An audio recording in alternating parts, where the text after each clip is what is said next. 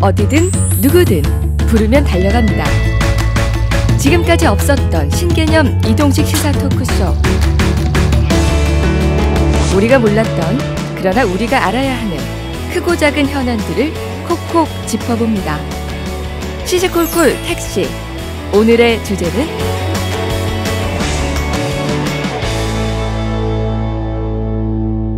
자, 오늘 다룰 주제가 경주 정동극장의 대량해고 논란.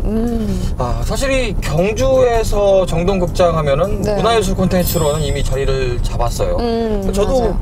경주에서 몇 년 전부터 네. 이 정동극장을 통해서 많은 문화예술 콘텐츠들을 접한 것 같은데 그렇죠. 그전에는 역사 콘텐츠들은 많았는데 네. 문화예술 콘텐츠들이 정동극장이 들어오기 시작하면서 많은 것들을 또 볼 수 있고 네. 접할 수 있게 됐는데 맞아요. 이게 지금 해고 논란으로 간다 하니까 이거 조금 마음이 좀 쓰리네요. 그렇죠. 좋은 문화예술 콘텐츠를 이렇게 양성해 주시는 분들이 무대를 떠나야 한다는 게 그것 자체만으로도 너무 안타까운 것 같아요. 그러게요. 이게 올해 초부터 제가 뉴스 기사나 이런 신문 기사를 통해서 좀 접했던 것 같은데 네. 좀 잘 정리됐으면 좋겠다 이 생각은 하고 좀 지냈던 것 같은데 우리가 이렇게 찾아갈 정도로 지금 꽤 시간이 지났는데도 아직 이야기가 풀리지 않는 거 보면 그러면 그 안에 지금 골마있는 이야기들이 많다라는 얘기거든요. 네. 우리가 좀 잘 들여다보고 네. 제대로 이야기를 들어봐야 될 것 같아요. 네.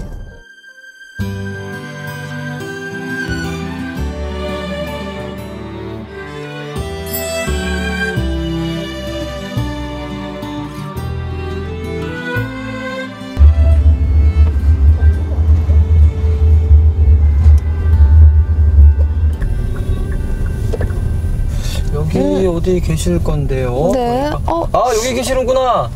여기 딱 기자님 야, 같으십니다. 네. 선생님. 네. 만나뵐게요. 오랜만이시네. 반갑습니다. 예. 야.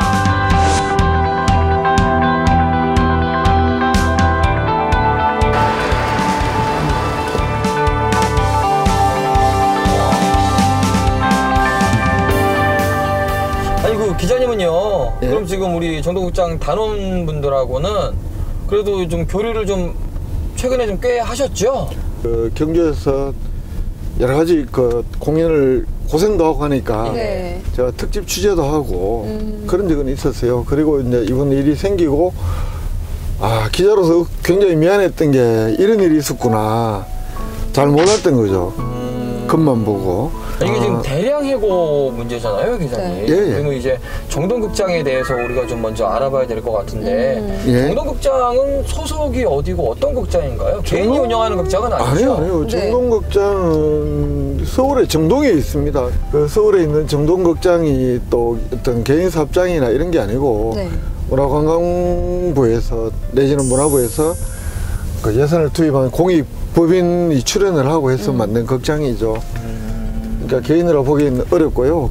그리고 그 정동극장이 경주에 오게 된 계기는 네. 국가 브랜드 공연을 서울에서만 하는 것보단 지방에도 관광객이 있으니까요. 지방에 오는 관광객들에게 좀 국가를 대표할 수 있는 공연물을 편하게 이렇게 관람할 수 있으면 좋겠다 해서 그 문화관광부하고 경주시하고 이렇게 의논 속에서 2011년에 네. 만들어진 거죠. 전통 예술 발전과 문화생활 확산을 목적으로 1995년에 건립된 정동극장은 2011년 경주 사업소를 열었는데요. 국가 브랜드 공연 육성이란 취지 아래 연이어 명품 공연들을 성공시키면서 이제는 경주에 없어서는 안 될 문화 관광 상품으로 자리매김했습니다. 그리고 이런 빛나는 성과 뒤에는 최고의 공연을 위해 내달렸던 예술 단원들의 열정이 있었습니다.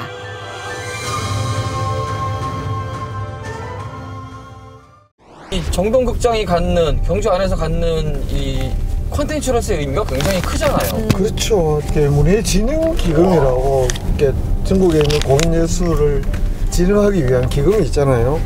그 기금을 문화관광부 예산이니까 그걸 지원을 하고 또 경주시에서는 그 국가로부터 예산 지원을 받는 게 단순히 경주를 대표하는 공연이 아니라 우리나라를 대표할 만한 어떤 문화의 콘텐츠를 같이 만든다는 의미에서 경주도 예산을 지원하고 했던 거잖아요. 그게 경북도하고 경주시하고 원래 협의 과정에서 작년에 조금 삐걱거리다고 해서 문해진흥기금은 예산은 줄어서나 여전히 살아있는데 그렇다고 해서 단원들을 이렇게 계약 만료를 한 이유로 채용하지 않는 것, 그건 굉장히 좀 문제가 많이 있다고 보는 거죠. 일단 저희가 지금 단원분들을 또 이제 만나러 네. 가는 길인데 그 전에 간략하게 지금 좀, 네. 이 논란이 쟁점이 어떤 건지 이 논란의 쟁점에 대해서 좀 간단하게 좀 일단 먼저 들어보고 갈 수 있을까요? 그 작년 12월 31일자로 정동극장에서 지금 바실라라는 공연 단원들 30명을 계약 만료했으니까 너 내일부터 나오지 마라 이른바 계약 만료 해고를 해버린 겁니다. 그런데 단원들은 아니 우린 계속 공연할 것을 그리고 계속 여기서 일할 것을 전제로 서울에서 대구에서 경주에서 취직을 해서 있는데 꼭 그렇게 12월 30일자로 계약 만료를 하는 이유로 더 이상 내일부터 급여가 없는 그리고 오지 말라 그러니 이거 부당해고다 이렇게 소송을 제기하고 있는 상태고요. 해고 통지를 받은 우리 단원들은 총 몇 명이에요, 기자님? 30명입니다. 30명이요? 예. 그럼 지금 총 30명 단원분들이 저는 네 전원 다 해고가 된 건가요? 그렇죠. 2017년 12월 31일 이후 무대를 떠나야 했던 정동극장 예술 단원들. 그 전해인 2016년 그들이 공연했던 바실라가 국내외에서 큰 상까지 받았던 터라 더 납득하기 어려운 통보였다는데요. 그들은 지금 무대가 아닌 길 위에서 절절한 외침을 쏟아내고 있습니다.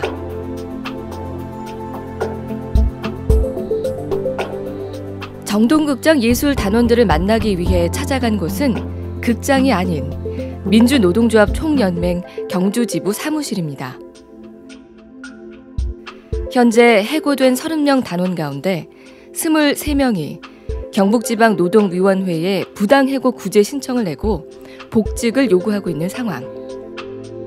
연습실과 공연장만 오갔던 그들이 무대를 뺏기고 나서 이곳은 모임 장소가 됐다고 합니다.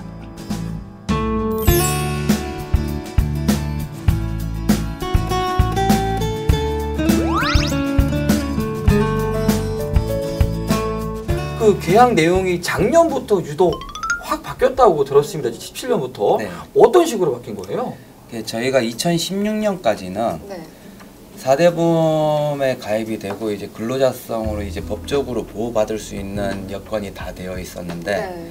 이제 2017년도에 이제 개인 사업소득세 3.3%를 이제 공제한다고가 적혀 있어서 저희 단원들이 네. 이 3.3%가 어떠한 말이냐 네. 라고 여쭤보니 이제 4대 보험이 빠지고 개인 사업자로 돌아간다. 이게 도대체 어떤 말인지 저희는 좀 근로기준법으로는 이제 좀 무지한 부분이 많아서 4대 보험이 도대체 왜 빠지냐. 네. 이때까지 있던 4대 보험이 저한테 설명해 주기로는 이제 한국예술인복지재단에서 네. 4대 보험을 지원받아서 가입을 하면 된다. 그러면은 이제 저희 근무 환경이나 이제 복지 조건이 더 좋아진다. 저희는 사측을 믿고 계약서에 사인을 한 거죠. 아, 그 말을 믿고 사인하셨구나. 예, 해고 통보를 받고 1월 2일 날 저희 사무장이랑 저랑 이제 네. 센터에 가서 실업급여를 신청하러 갔었거든요. 아, 네. 진짜 단 5분 만에 쫓겨났어요. 뭐라고 하던 거예요? 2016년까지는 고용보험료가 납부가 되었는데 네. 2017년도에는 이제 고용보험료가 납부가 되지 않아서 실업급여 수급 자격이 없다라는 진짜 단 5분도 안 걸렸었어요. 그럼 2017년도 이 계약 내용 중에서 4대 보험을 빼고 이 사업소득세 조항을 넣은 것이 어떤 변화가 있는 건지 어떤 의미가 좀 달라지는 건지 궁금하거든요, 기자님. 이렇게 볼 수 있죠. 사업소득세 3.3% 그 공제 조항을 넣은 것은 정동극장 경주사업소 쪽에서 이분들을 노동자로 대하려고 하는 것이 아니라 일종의 사업자로 대하고 그래서 계약 만료 때 언제든지 편하게 해고를 편하게 하기 위한 그런 의도가 있었던 거 아니냐. 그런데 우리가 상식으로 생각을 해보면 이분들이 그렇다고 해서 정동극장에 소속이 된 것이 아닌 게 아니고 또 이분들이 노동에서 발생하는 이익이 정동극장이 가져가지 이분들 개인들이 가져가는 것이 아닌 한 노동자 시위는 변하지 않는데 그런 특수조항을 이렇게 넣음으로 해서 이분들에게 사업소 쪽에서 보면 해고하기 편한 조항을 넣은 게 아니냐 이런 의심이 가는 거죠. 이런 부분에 있어서는 계약할 당시에 우리 극장 쪽에서는 조금 언지나 이야기를 들은 부분이 혹시 두 분은 있으세요? 저도 그걸 이야기를 할 리가 없죠. 제가 듣기로는 또 출퇴근도 좀 이렇게 어떤 방식으로 이루어졌다고 들었거든요. 네, 2016년까지는 네. 지금 사회적 이슈가 굉장히 많이 되고 있는데 이제 지문 인식기가 지금 사회적 좀 문제가 많이 되고 있잖아요. 네. 근데 저희 극장에서는 정맥 인식기라고 해서 이 혈관을 인식을 하는 거예요. 이렇게 혈관으로 예. 인식을 하나요? 제 번호가 이제 3015번이면 3012로 누르고 이제 갖다 대야 인식이 되었습니다.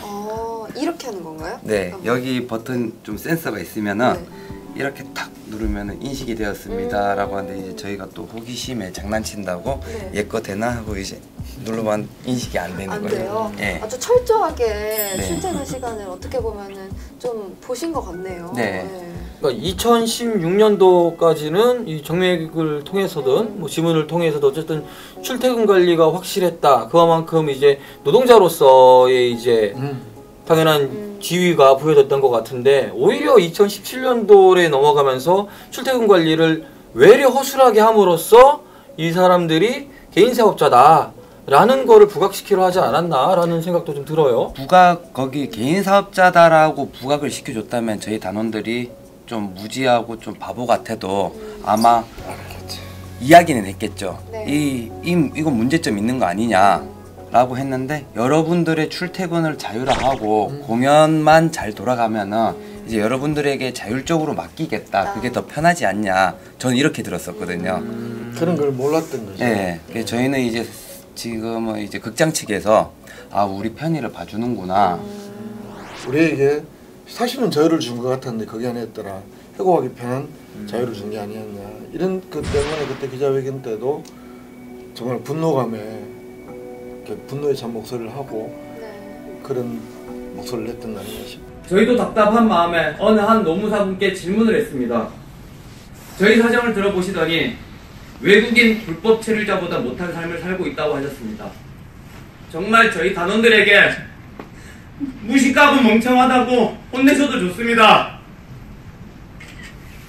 저희는 정말 믿고 일해왔습니다. 많게는 6년, 짧게는 1년도 안 되는 불쌍한 청춘들이 이제는 길거리로 몰렸습니다. 기자회견을 하는데 태어나서 그런 기자회견도 처음이었었고 저희가 이제 전공이 무용이다 보니 말로 전달하기에는 굉장히 미흡한 것도 많고 근데 이제 가슴 안에서는 더 많은 걸 전달해 드리고 싶은데 저희 같은 예술인 피해자가 더 이상 안 나왔으면 좋겠다. 그 기자회견 때 제가 좀 많이 울었죠. 울고 저희 조합원들한테 전화를 해서 이제 말 못해서 미안하다고 전달을 하고. 아니 그 해고통지 받고 나서 단원들 분위기 정말 안 좋았을 것 같은데 어땠어요? 웅성웅성했죠. 솔직히 저희는 이제 이게 상설 공연이잖아요. 이게 근데 월요일부터 토요일까지 일요일 하루 쉬고 매일매일 공연을 하는데 이게 정말 쉬운 일이 아니거든요. 근데 1년 동안 내내 이렇게 공연을 하는데 갑자기 무슨 뭐 한 달 전이나 뭐 2달 전에 3달 전에 얘기를 해줬으면은 정말 무슨 대책이라도 세웠을 텐데 당장 공연이 12월 31일까지인데 12월 11일 날 와서 계약을 못 한다 그러면은 그것도 기다려 달라는 것도 아니고 저희가 타 지역에서 온 거를 너무나 잘 알잖아요. 근데 그러다가 이제 결국에는 옹기종기 모여가지고 여기를 민주노총을 찾아오게 된 거예요. 무슨 얘기들 나누셨을지도 좀 궁금해요. 단원분들끼리 사실 속상한 마음에 여러 가지 대화들을 좀 나누셨을 것 같은데. 근데 뭐 그 제일 첫 번째 나온 게 이제 다들 이제 서울 정동극장에서 이런 일이 벌어져서 그때부터 번뜩 생각이 든 거예요. 그때 그 계약서 내용이 그때부터 번뜩 들면서 서울 정동극장 그렇게 만들고 우리도 똑같이 이렇게 해버리려고 그랬구나. 그 얘기가 제일 먼저 나왔던 것 같아요. 그러면서 뭐 다들 거의 뭐 정신이 없었죠. 그러게. 서울에서 해고할 때에는 사실 이제 노동자성을 지방노동위원회에서 인정을 받았고 이거를 회피하기 위한 해고를 하기 위한 사전에 공모 이런 것들이 했다라는 게 저희들이 이제 근로계약서를 보고 확인을 했던 거죠. 아마 마음이 찢어질 만한 일들 그리고 그런 하루하루가 좀 계속돼서 오늘 이 자리까지 온 것 같은데 두 분이 또 한참 하시던 공연 또 바실라 같은 경우는 우리 경주를 정말 대표하는 공연 중에 하나잖아요. 네. 그러니까 바실라를 통해서 만들어낸 수상이라든지 다양한 일들이 많은데 일단 몇 가지만 좀 소개를 좀 해주세요. 2016년도에 저희가 국가를 대표해서 이제 문화사절단으로 이란을 갔었어요. 테헤란 밀라드 타워에서 이제 거기 공연장이 1600석 기준이었는데 일단 전석 매진시켰고요. 그리고 이제 저희가 공연을 하면서 그 1600명에 달하는 관객이 전체 기립 박수 치는 걸 처음 봤었어요. 저도 공연을 하면서.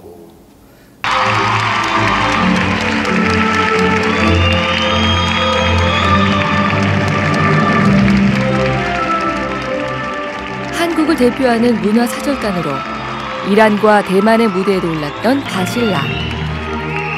외국 관객들의 뜨거운 호응을 이끌어내며 현재 극찬을 받기도 했습니다.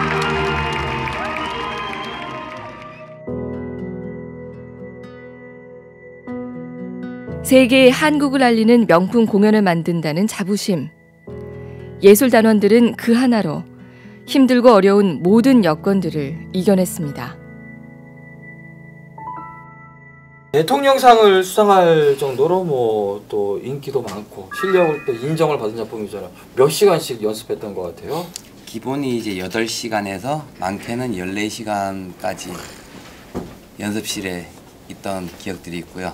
아니 사실 근데 저도 바실라를 촬영 갔다가 잠깐 봤거든요. 네. 굉장히 아크로바틱하고 몸을 많이 쓰다 보니까 부상 위험도 굉장히 크겠다 싶은 생각이 들었거든요. 많이 다치지 않아요? 많이 정말 다쳐요. 정말 진짜 손가락, 새끼손가락, 칼 같은 걸 들다 보니까 새끼손가락 뭐 금 가는 경우도 다반사고 팔목에 염증 생겨가지고 수술하는 사람들도 많고 저는 한번 여름에 작년에 이제 눈이 갑자기 이제 그때 사실 저희가 그때 원래 이게 더블 캐스팅으로 이루어졌어야 맞는 건데 여건이 안 되다 보니 그때 한참 제가 몸이 피곤해서 그런 건지 뭔지 모르겠는데 아침에 일어나니까 눈이 뿌옇더라고요. 한쪽 눈이. 그래서 저는 제가 렌즈를 끼니까 그냥 별거 아닌가 보다 했는데 출근하기 전까지도 계속 눈이 뿌옇길래 이거 안 되겠다 싶어서 이제 안과를 갔더니 이제 의사가 놀래면서 홍채염인데 굉장히 심각한 경우다. 그냥 공연하지 말고 집에서 가만히 3일 정도를 아무것도 하지 말고 있어야 된다. 안 그러면 실명할 수 있다. 그랬는데 그때 제 대타가 없었어요. 그래서 공연을 해야 되는 입장인 거예요. 근데 당장 렌즈도 저는 렌즈가 없으면 앞이 안 보이거든요. 그래서 빛도 보면 안 된다 그러고 근데 하필 그 주에 외주 공연도 있었고 대타도 없었고 제가 쉴 수 있는 여건이 안 됐어요. 근데 이거를 어겨버리면 백내장이나 백내장이 올 수 있다. 당장 아무것도 하면 안 된다. 그랬는데 눈은 점점 뿌옇게 변하고 결국에는 그때 한 수요일에 병원을 갔었던 것 같거든요. 그날 주말까지는 죽어도 공연 못 뺀다 그래서 주말까지 공연했어요. 저 그래서 한쪽 눈 안 보이는 상태로. 그리고 다행히 주말 끼고 월, 화수를 어떻게 메꿔가지고 안 해가지고 낫긴 나았는데 아니 사실 공연도 공연이지만은 아무리 상설 공연이어도 사람이 실명하게 됐다는데 그렇게까지 해놔야 되나 싶더라고요. 지금에 오니까 사실 그때 했던 열정들이 더 아쉽고 그때 쏟았던 나의 마음 애정들이 더욱더 쓰라리게 지금 다가오는 거예요. 두 분은 요즘 어떻게 뭐 극장분들이나 사실 뭐 조율이 잘 안 돼서 이곳에 있긴 하지만 최근에 좀 대화를 나눠보신 적은 있으세요? 극장 측에서는 일단 근로자로 인정을 못 해준다. 프리랜서 계약밖에 못한다. 저희는 그러면 올 연말도 이렇게 또 해고당할 수도 있겠네요. 그러면 이제 극장 측에서 운영 방침에 대해 장사라고 이야기를 해야 되나? 또 쓰다 버리는 거죠. 또 쓰다 버리면 또 저희는 또 버림받아야 되는 거잖아요. 또 나와야 되는 거고 이런 조건은 저희는 못 받아들이겠다.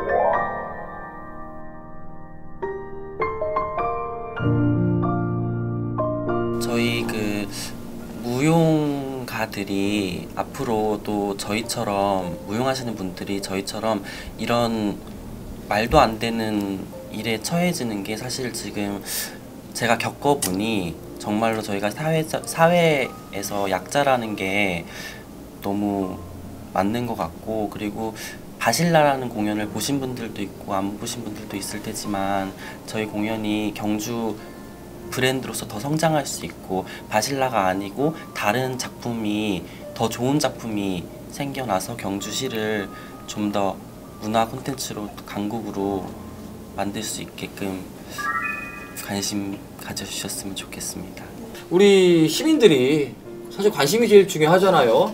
지금 이 단원들을 어떤 시각으로 어떻게 좀 바라봐 줬으면. 예. 두 가지 점을 말씀드리고 싶어요. 이 정동극장은 그동안에 그 경주시로부터 또는 경북도로부터 받았던 여러 가지 것들을 생각해서 더 이상 이러면 안 된다. 그리고 경주 시민들에게 같이 이렇게 느끼는 감정은 경주이기 때문에 받은 혜택이기도 하거든요. 이런 국가 브랜드 공연을 할 수 있다는 것, 거기에서 이런 단원들의 땀과 눈물이 있었다는 것, 그동안은 무관심했다. 좀 더 관심 있게 지켜보면서 이분들이 정말 그 예술 노동자로서 꿈과 노동을 마음껏 펼칠 수 있게 시민들도 관심과 지원이 필요한 건 아닌가, 이런 생각이 듭니다. 그에 의해 시민들의 많은 관심과 응원과 힘을 부탁드리기 위해서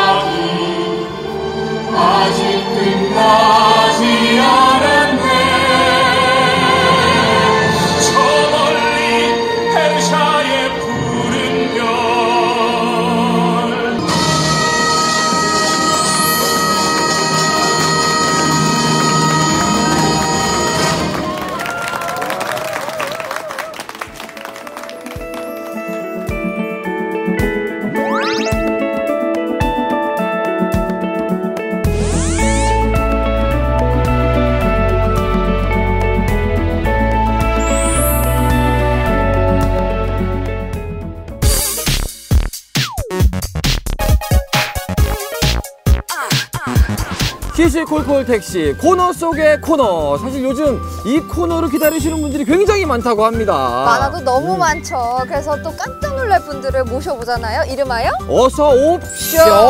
그야말로 뭐 핫피플만 모시는 시간인데 오늘도 기대하시면 참 좋을 것 같아요. 누굽니까? 바로 이 포항 시민분들의 많은 기대와 또 사랑을 받고 있는 분이죠. 레전드! 레전드 오브 레전드 최승도 감독님 모셔봤습니다. 어서 오십시오.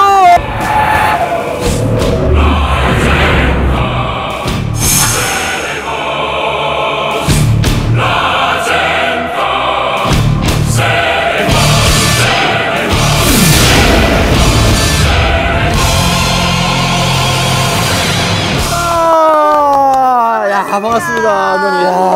조선바운데.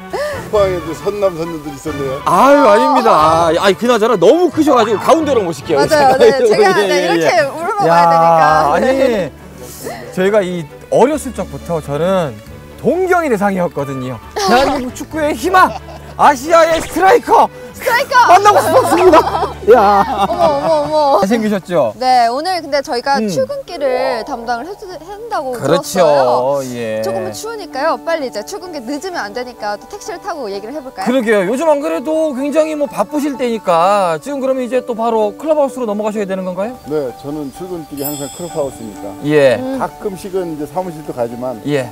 주로 승마의 클럽하우스입니다. 그러게요. 이제 시즌도 시작이 됐고 맞아요. 아마 바쁘실 테니까 저희가 가는 길에 많은 이야기를 좀 들어볼게요. 네. 예, 수고해요. 감사합니다.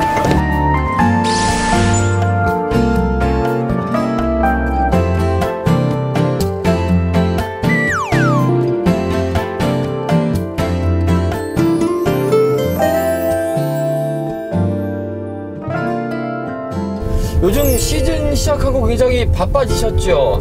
첫 경기에는 다른 경기하고 다르게 관심들이 엄청 많아서 너무 많았죠. 그러게요. 또 준비를 많이 해야 되고 신경도 많이 써야 되고 긴장도 되고 여러 가지로 좀 더 바쁘고 힘들고 막 어렵고 그런 시기예요. 예. 그래도 첫 단추를 좀 잘 꿰맸어요. 꿰맸잖아요. 그죠? 소감 네. 좀 들어볼까요, 감독님? 정말 선수들이 열심히 해줬고 선수들한테 그런 얘기는 했어요. 우리가 첫 경기다. 첫 경기는 시작의 의미니까 그 과정보다는 승부에다가 초점을 맞추자. 이기고 보자 일단. 무조건 이겨야 된다. 분위기를 좀 부담을 갖자. 좋은 분위기로 가져가고 또 우리 시민들한테도 이기는 모습을 첫 경기에서는 보여주자. 나는 과정을 중요시하는 사람이지만 네. 첫 경기만큼은 결과가 결과다 이렇게 했는데 선수들이 아주 잘 이해를 해주고 본인도 그렇게 느꼈던 것 같아요. 최순호 감독이고요. 강현목 골키퍼, 수비에 강상우, 김광석, 하창래, 고난규, 중앙에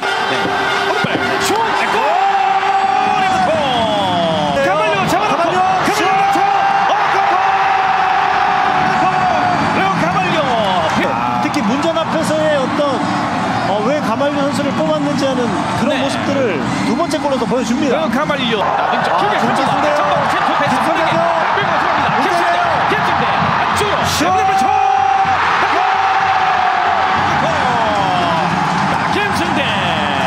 그렇습니다. 지금 같은 장면이 김승대 선수가 장점이고 잘할 수 있는 부분인데 정말 빠른 역습 김승대 선수의 개인 기량으로 인한 멋진 골이 나왔습니다. 그렇습니다.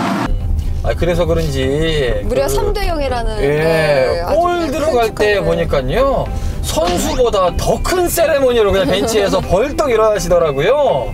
굉장히 기쁘셨겠어요. 저는 그렇게 액션이 큰 사람이 아닌데 예. 정말 의도하는 대로 잘 되니까 나도 모르게 그렇게 됐던 것 같아요. 벌떡 일어나시는 거죠. 아니 어떠세요? 그 선수 생활할 때 수많은 골을 넣으시고 수많은 또 경기 이기셨잖아요. 선수로서 내가 골을 넣어서 이겼을 때하고 감독으로서 우리 선수들이 골을 넣어서 이겼을 때하고 느끼는 점이 굉장히 다를 것도 같아요. 이 지도자를 하다 보니까 늘 어떻게 이제 선수들한테 요청을 하고 뭔가를 만들어야 되고 이렇게 하다 보니까 이게 정말 실제로 만들어졌을 때는 훨씬 더 강해요, 그 기쁨이. 그러니까 표현만 좀 강하게 하고 약하게 할 뿐이지 훨씬 더 기뻐요. 오히려 더 감독으로서 느낄 때가 더 기쁘군. 그렇죠. 크군요. 이제 말을 통해서 선수들을 이해를 시켜야 되고 훈련을 시켜야 되고 그걸 만들어내는 과정이 너무 어렵고 힘드니까 훨씬 더 기쁨이 커요. 근데 이 스틸러스 경기 또 많이 부응해서 이제 좋은 결과를 얻어왔지만요. 오늘 또 최순호 감독님 모신 만큼 소개를 또 제가 좀 준비를 해봤거든요. 그러게요. 사실은 우리 최순호 하면은 이 대한민국 축구계에는 뭐 이름 석자가 간판이거든요. 그런데 감독님 어떡하죠? 우리 김수민 아나운서가 감독님을 잘 몰랐잖아요. 한번 볼게요. 제가 얼마나 축구에 그동안 관심이 있었는지 저한테 대해서 어떤 그 표현을 할 건지 한번 듣고 평가를 하겠습니다. 그러게 말입니다. 아니 우리 김수민 아나운서는 태어나서 축구 선수 중에 가장 먼저 이름 들어본 사람이 누구예요? 가장 많이요? 황선홍. 황선홍 선수. 제가 2002년 월드컵 때 축구를 어떻게 보면 처음 안 거죠. 그래서 붉은 악마 티셔츠 입고 응원했었던 적이 딱 그 시점이었거든요. 아닙니다. 아니에요? 그래도 황선홍보다는 한 수 위. 그렇다고 하더라고요. 제가 감독님을 몰라 뵀던 게 너무나 좀 이렇게 통탄할 정도로 그래서 이번에 좀 준비를 해봤는데요. 제대로 한번 소개해 주세요, 우리. 네, 아이고 긴장이 되네요, 막. 그렇죠. 감독님 앞에 있으니까 긴장되죠. 네, 잠시만요. 근데 진짜 2002년도에 뭐 축구를 제대로 봤어요? 2002년도에 그러게요. 우리 감독님 말씀대로 수비 씨 2002년도에 몇 살이었어요? 초등학교 2학년이요. 그러니까 그때는 이제 그런 거죠. 축구를 안다기보다 아 이게 축구가 이런 거고 응원을 이렇게 하는 거구나. 이참에 우리 축구 선수 최순호 네. 감독님에 대한 프로필을 멋지게 한번 봅시다. 읽어주십시오. 1962년 1월 10일 충청북도 청주 출생. 데뷔는 1983년 포항 제철 돌핀스 입단. 포항에서 시작했습니다. 1981년 청소년 대표팀 선수. 1991년 국가대표팀 선수, 1993년 포항 아톰즈 코치, 1998년 대한축구협회 기술위원회 위원, 2016년 포항 스틸러스 감독으로 지금 이 자리에 계십니다. 어떤가요, 감독님? 좀 약해요. 아니, 약한가요? 이게 네. 사실은 이제 제 경력인데 네. 사실 밝혀지지 않은 게 상당히 많아요. 그렇죠. 이제 표면적으로 이렇게 나와 있는데. 그러면 감독님 좀 셀프로 수상 내역 뭐 이런 것들 몇 가지만 한번 네, 셀프 소개. 말씀을 한번 해주시겠습니까? 예, 제가 사실은 이제 여기 포항이고 그렇죠. 우리 정말 포항 스틸러스의 감독직을 맡고 있고 저는 사실은 19살 되는 해에 이 포항에 왔어요. 예. 그 당시 아마추어인 포항 제철 축구팀에 네. 고등학교 3학년 때 입단을 했어요. 아, 20살도 안 된. 아주 이거는 드문 일이죠. 네. 그래서 이미 고등학교 3학년 때 포항 제철 축구팀에 포항 제철 사원으로 학생인데 축구팀에 소속이 된 거예요. 그렇죠. 그러면? 네. 어머나. 그래서 이제 활동을 하기 시작했고 그 다음에 이제 바로 그 이듬해에 그 해에 이제 청소년 대표를 했고 그 이듬해에 바로 이제 국가대표가 돼서 활동을 시작했어요. 그렇죠. 그 다음에 그 83년도에 돌핀스라는 거는 프로 축구가 시작된 해거든요. 네. 그때 이제 포항 제철 축구팀이 포항 제철 돌핀스라는 축구팀으로 명칭을 변경해서 이제 프로로 시작한 거예요. 가장 태극마크를 일찍 달았던 태극마크를 처음 달았던 때 나이가 몇 살이었습니까? 18살 때. 18살 때. 저도 또 기억나는 게요. 80년도 아시안컵이었나요? 7골을 내리또 그냥 넣으셨던 기억도 예, 있고. 그 이후에 이제 쿠웨이트에서 있었던 아시안컵에 가서 득점왕을 했죠. 그러면은 이렇게 얘기하니까 우리 김수미 아나운서가 잘 이해가 안 되는 것 같아요. A매치 국가대항전 그렇죠. 통산 몇 골이십니까? 제가 약 한 실제 승인을 받은 거는 지금 94경기로 나와 있어요. 그렇지만 대표팀으로 뛴 경기는 한 130경기가 돼요. 그렇죠. 센츄리 클럽 가입하고도 남는 경기죠. 예. 그래서 한 40골 정도를 넣었어요. 프로에서는 몇 골을 넣으셨습니까? 제가 프로에서는 정확하게 기억을 못해요. 그만큼 많았던. 오히려 저는 그 대표팀 경기가 우리 소속팀 경기보다 훨씬 더 많았어요. 왜냐하면 지금은 대표 선수들이 소속팀에서 주로 있으면서 경기를 하고 대표팀에 이렇게 파견 형식으로 나가지만 과거에는 소속팀이 있지 않고 대표팀에서 주로 합숙훈련하면서 소속팀으로 나와서 경기를 하는 때가 있었어요. 그런 시절이 있었군요. 그래서 이제 제 기록이 대표팀 출전 기록보다 소속팀에서 뛴 게 더 적어요. 아주 특이한 일이죠. 네. 그 말인 즉슨 주구장창 태극마크를 들고 사셨다. 아, 그쵸. 나는 대한민국 대표다. 이런 말씀을 하시는 겁니다. 그냥 셀프로 난 레전드 오브 레전드다. 그렇죠. 이 당시에도 그렇고 지금도 우리나라의 그 축구 역사들을 이렇게 많이 말씀하시는 분들을 보면 차범근이냐 아니면은 우리 최순호 감독님이냐 이야기가 많습니다. 그러니까 라이벌 구도를 많이 맞춘다는 얘기거든요. 실제로 그 당시에도 그런 라이벌 구도가 있었죠? 저하고는 겹치지는 않았어요. 예. 왜냐면은 조금 연령의 차이가 있기 때문에 같이 했으면은 어떻게 됐을까? 아, 다들 같이 궁금해하시는 했다면은 평가를 했을 텐데 같이 못했으니까 평가가 안 된다. 이렇게 해서 아마 의견들을 내놓는 것 같아요. 그러면은 감독님께서 생각하실 때 동시대에 어땠을 것 같나? 예, 같이 만약에 상대편으로서 라이벌로서 뛰었다면 어땠을까요? 글쎄요, 뭐 저는 한번 경쟁을 해볼 만한 그런 선배라고 생각을 해요. 그렇지만 우선 이제 위치가 좀 달라요. 저는 이제 중앙 포드고 네. 차범근 선배는 이제 주로 윙 포드고 그래서 이렇게 부딪힐 일은 별로 없겠죠. 사실은 뭐 워낙 또 차범근 선배는 이제 큰 무대 진출을 해서 성과를 거뒀잖아요. 예. 네. 저는 이제 대표 선수로서만 했고 그렇게 보면은 어떻든 차범근 선배가 더 훨씬 우수했다라고 저는 평가를 할 수 있어요. 오, 겸손의 말씀이신데 그러니까요. 외모적으로는 누가 이겼을까요? 외모적으로는 조금 제가 자신이 있어요. 그거는 제가 공감하도록 하겠습니다. 인정하도록 하겠습니다. 공감.